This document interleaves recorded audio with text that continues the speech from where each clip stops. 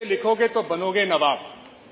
या और ये भी कहा जाता था कि पढ़ाई कभी खराब नहीं जाती या बेकार नहीं जाती, लेकिन आज की स्थिति ये है सर कि बड़ी मुश्किल से महंगाई की पुस्तकें लेके, महंगी फीसें देके, स्टूडेंट्स लोन लेके बच्चा पढ़ाई करता है। उसके माँ बाप बड़े अपना सर्वस्व न्यौछावर करके बच्चे को पढ़ाते हैं, और जब वो पढ़ाई करके स्कूल में जाता है और उसके बाद ग्रेजुएट कोर्सेज में जाता है तो होता क्या है सर, ये सरकार क्या करती है कि यूनिवर्सिटी एंट्रेंस टेस्ट का पेपर लीक हो जाता है, 12th के बायो मैथ साइंस का पेपर लीक हो जाता है, राष्ट्रीय पात्रता परीक्षा का पेपर लीक होता है, जेई मेन एग्जाम का पेपर लीक होता है, नीट का पेपर लीक होता है, कॉमन मैनेजमेंट एडमिशन टेस्ट का पेपर लीक होता है, होटल मैनेजमेंट का पेपर लीक होता है, फार्मेसी टेस्ट, एप्टीट्यूड टेस्ट का पेपर लीक होता है, पीएचडी का पेपर लीक होता है, यूपी बोर्ड इंग्लिश पेपर का 2022 का पेपर लीक होता है, बीएड परीक्षा 2021 लीक हो जाती है। इतनी पढ़ाई के बाद जब पेपर देने जाता है तो पेपर लीक हो जाता है, उसकी मानसिकता, उसके मानसिक पे कितना दबाव आता होगा सर, ये आप समझ सकते हैं। उसके बावजूद हर साल 16 लाख नौजवान ग्रेजुएट होता है, पीएचडी करता है, एमफिल करता है, पोस्ट ग्रेजुएट 2.5 लाख करता है, अंडर ग्रेजुएट 13 लाख करता है, डिप्लोमा करता है, पीजी डिप्लोमा करता है और वेरियस सर्टिफिकेट पाता है, और 1 करोड़ लेबर फोर्स में आता है सर। लेकिन जब लेबर फोर्स में आ जाता है और नौकरी ढूंढने के लिए अपने परिवार को गरीब वर्ग से मध्यम वर्ग में पहुंचाने के लिए सरकारी नौकरी की तरफ बढ़ता है तो क्या होता है, कांस्टेबल भर्ती 2021 लीक हो जाती है, समीक्षा अधिकारी आरओ एआरओ की भर्ती के पेपर लीक हो जाता है, दरोगा भर्ती का पेपर लीक हो जाता है, यूपी टेट का पेपर लीक हो जाता है, फॉरेस्ट गार्ड का पेपर लीक हो जाता है, एडेड स्कूल का पेपर लीक हो जाता है, और बहुत सारे सर पेपर लीक हो जाते हैं और उनको सरकारी नौकरी से वंचित रहना पड़ जाता है। International labour organisation report sir जो पिछले जून 2024 में निकली, उसमें कहते हैं कि 80% यंग एजुकेटेड अनएम्प्लॉयड घूम रहा है, और उसी की वजह से 50% से ज्यादा लोग इस प्रदेश से माइग्रेट कर रहे हैं अच्छी नौकरियों के लिए दूसरे प्रदेशों में सर।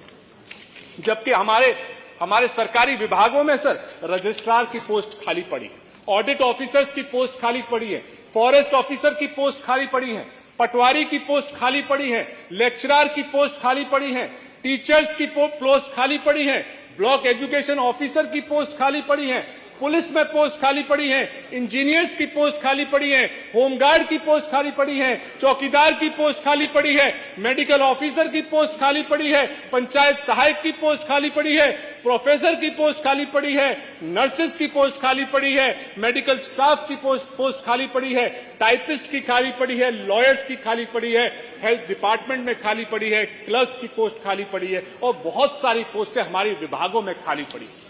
अगर उनको ही भर दिया जाए, अगर इन्हीं पोस्टों को भर दिया जाए तो 12.5 लाख नौजवान सरकारी नौकरियों में पहुंच जाएगा, और जिससे उनके परिवार का भला हो जाएगा। 12वीं किए हुए 8 लाख पहुंच जाएंगे, ग्रेजुएट किए 2 लाख पहुंच जाएंगे, और ITI, LLB, MCA, diploma holder, post graduate, BCA, ऐसे पढ़े लिखे नौजवान सरकारी रोजगारों में पहुंच जाएंगे, जिससे उनके परिवार का भला हो पाएगा। लेकिन हमारी सरकार सरकारी नौकरी देने में विश्वास नहीं करती।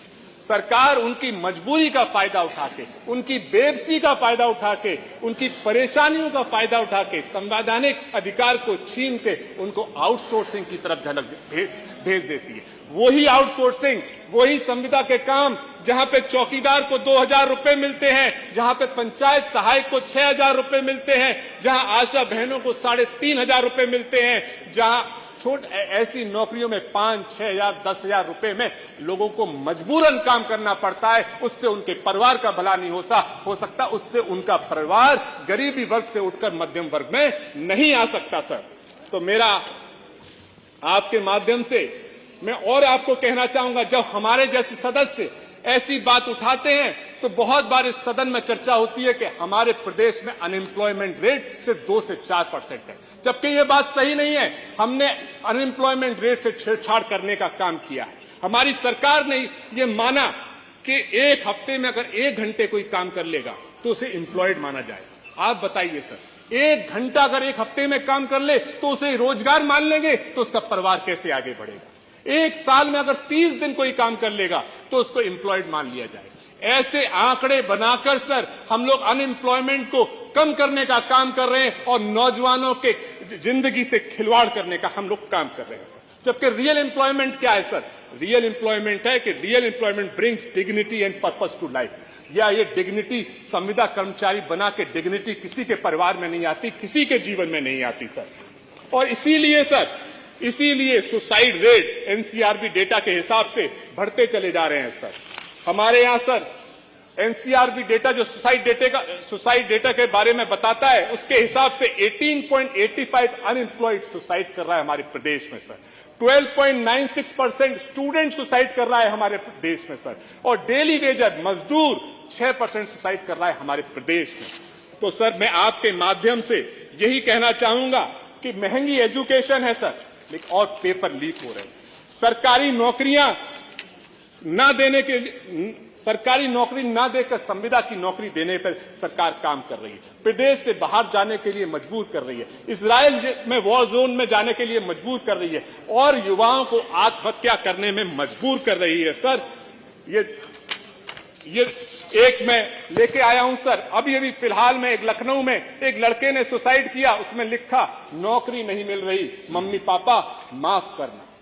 उनके माँ बाप के सपने टूट गए, इसलिए बच्चे को सुसाइड करना पड़ा सर। तो मैं आदरणीय गोपाल दास नीरज जी की युवा की पुकार की कविता से अपनी बात खत्म करता हूं सर। ए सरकार, ए जमाने जवाब दो, मेरे सपनों का हिसाब दो। मेहनत की है दिन रात बहुत, अब तो कोई सौगात दो। तो मैं सर आपके माध्यम से यही कहना चाहता हूं कि हमारे सदन को युवाओं को सरकारी नौकरी देने के लिए, अच्छी नौकरी देने के लिए कॉन्क्रीट स्ट्रेटेजी बनानी चाहिए और इसीलिए सदन की कार्रवाई रोककर बढ़ती हुई बेरोजगारी पर सदन में चर्चा करने का मैं आपसे अनुरोध करता हूं। बहुत बहुत धन्यवाद।